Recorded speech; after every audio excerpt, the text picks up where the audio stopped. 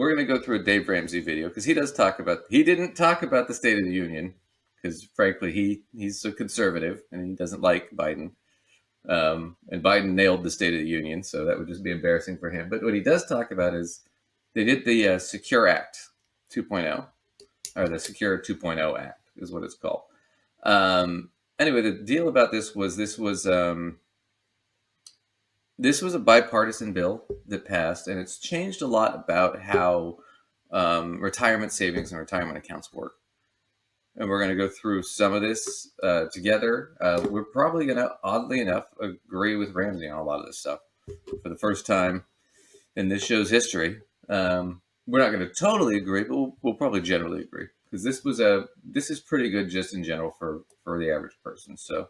Next, higher catch-up contributions on the way. So if you're 50 years or older, there's a lot of great ways you can step up your retirement. Put an extra $1,000 in your. Yeah, but that's normal all the time. They always step up the contribution. So just so you guys know, so when you're over 50, so like right now, I think it was 7,000. You can 6 or 7,000. You can put into an IRA. I think it's 6, but you can put in like an extra $1,000 if you're over 50. It's just a way to catch up faster if you're behind. Well, this actually applies to your 401k, 403b, 3B, 457 as well. All retirement accounts. Yeah. But it's more than 1,000 in those accounts for your catch up. So it's a smaller catch up in your IRAs, but it's a larger catch up for sure in those accounts. Right. I think now with a 401k, it's 24,000, something like that. You can put in. Right. Yeah. Right. Something like that. Yeah. But once again, it only applies if you're over 50. IRA, for example, an extra 5,000, extra 7,500 in your 401ks, and they're increasing that. Yeah, 60 to 63, beginning in 2025, January 1. If you're age 60 to 63, you'll be able to put $10,000 annually into a workplace retirement plan, an additional $10,000.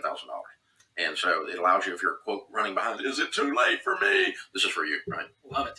All right, next up on the good news front, easier access to retirement funds for emergencies, or is it? Not good news. That's one of the downers of this plan here. We were doing so great, Dave. We were on a great roll. We had 1,000 until we got to stupid land. And so here's what this means. Starting in 2024, you can withdraw up to $1,000 from your retirement account for personal or family emergencies. If you've been listening to the show for more than 10.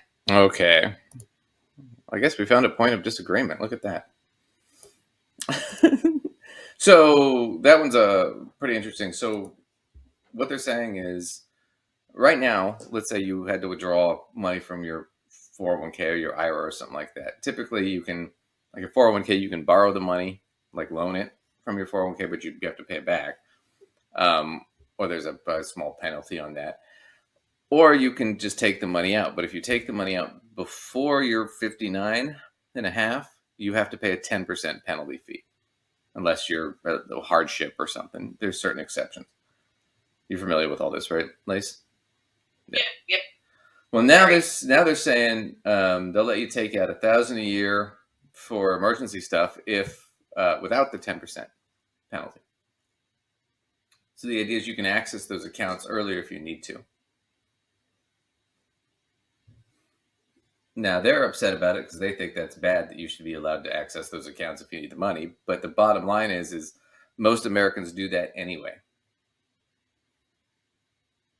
I honestly have mixed feelings about this one because I am not an advocate of taking money out of your retirement accounts early.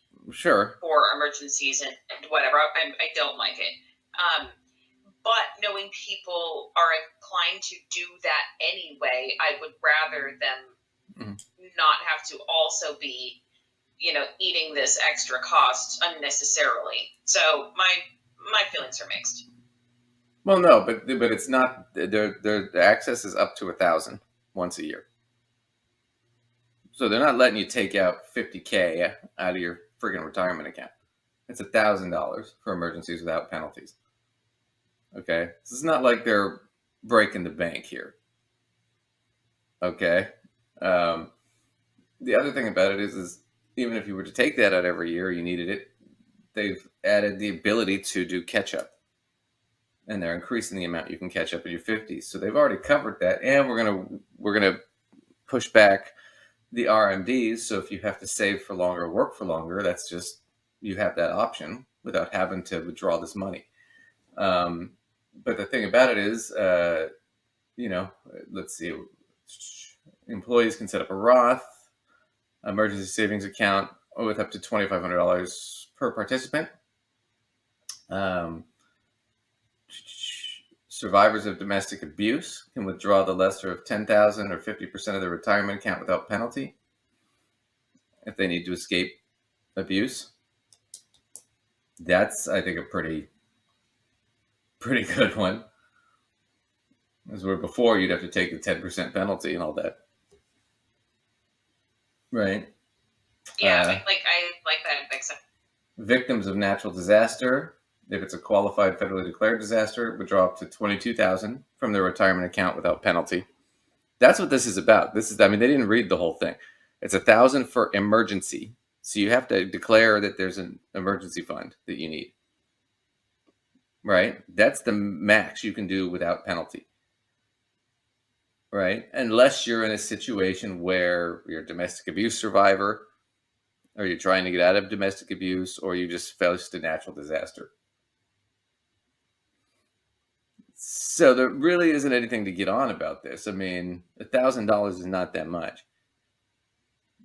But if you're in an emergency and you need $1,000, the kind of people that would need that would be lower income.